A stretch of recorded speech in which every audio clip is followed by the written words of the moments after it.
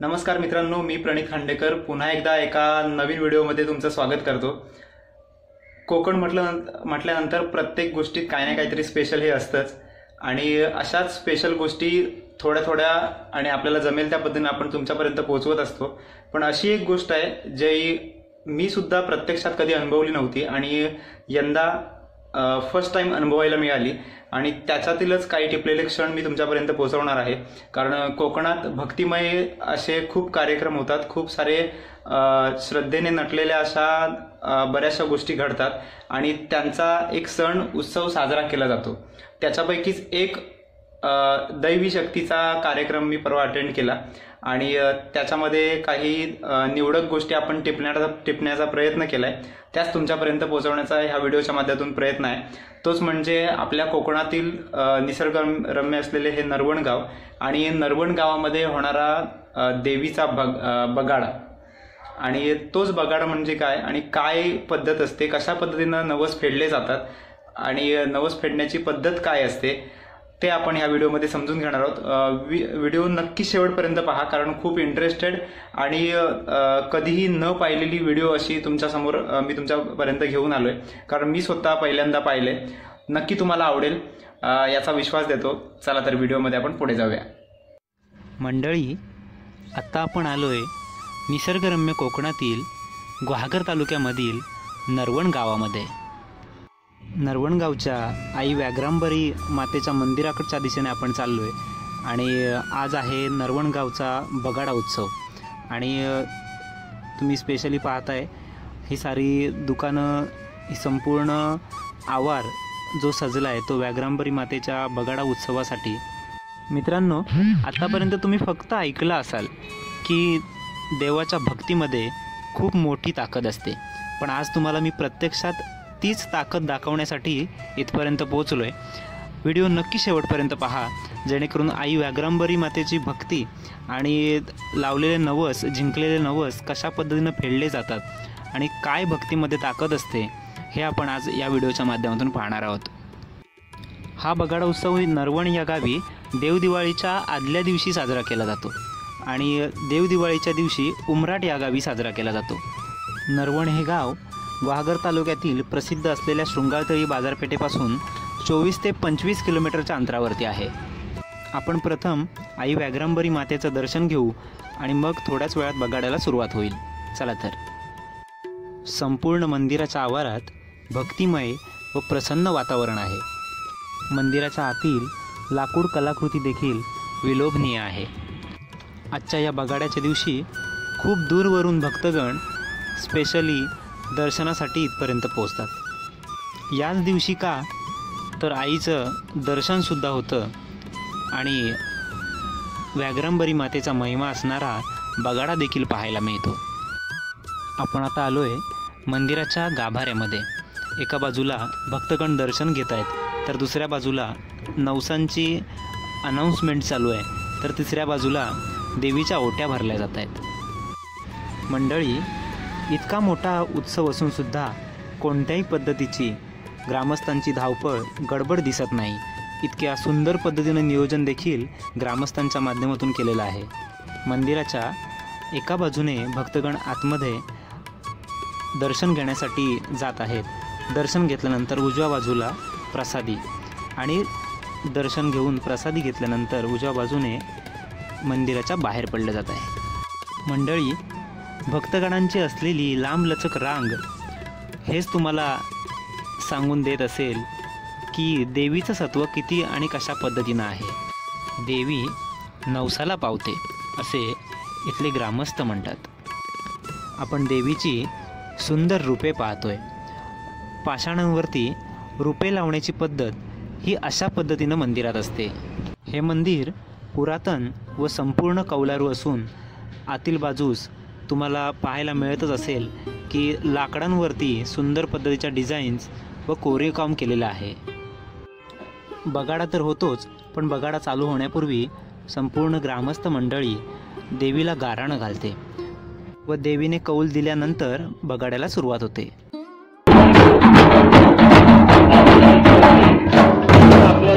देवीला गाराणं घालून होईपर्यंत, देवीचा कौल मिळेपर्यंत तुम्ही पाहताय बाहेर अशा पद्धतीनं तुडुंब गर्दी भक्तगणांची जमलेली असते. सारेजण या भक्तिमय वातावरणात स्वतःच्या मोबाईलमध्ये हे अविस्मरणीय क्षण टिपण्यात दंग असतात. मन मात्र प्रसन्न झालेलं असतं व भारावून गेलेलं असतं. कारण स्वतः तर प्रथमच पाहत असतो, तर आपल्या मित्र मंडळी आप्तेष्टांना दाखवण्यासाठी मोबाईलमध्ये हे क्षणचित्र टिपण्याचा प्रत्येकाचा प्रयत्न असतो.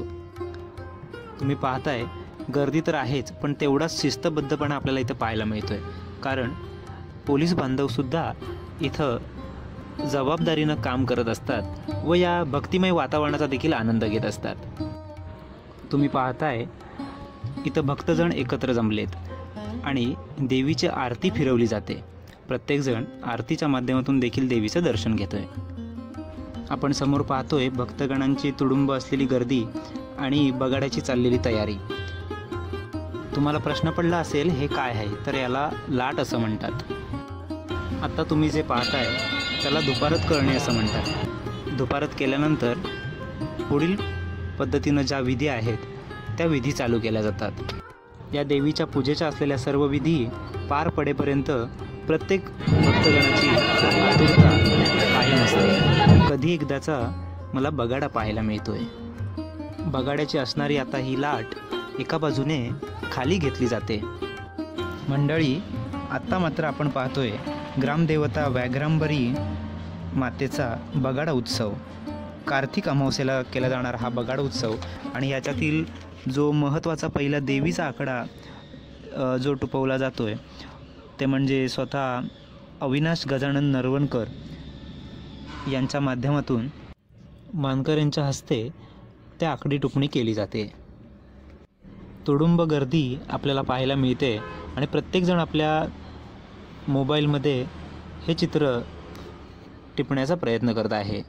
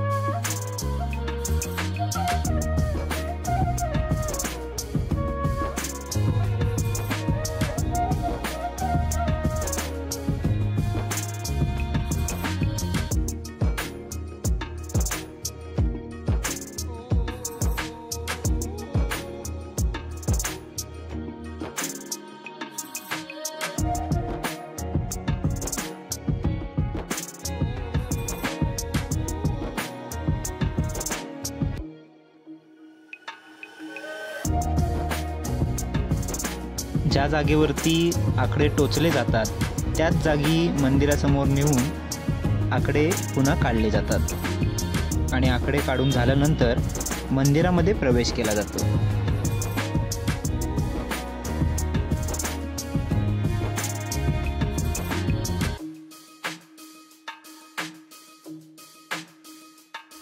मंडळी, आता मात्र देवेन तुषार राऊत हा मुलगा स्वतः हौशीने आकडे टोचून घेणार आहे, ते आपण पाहणार आहोत.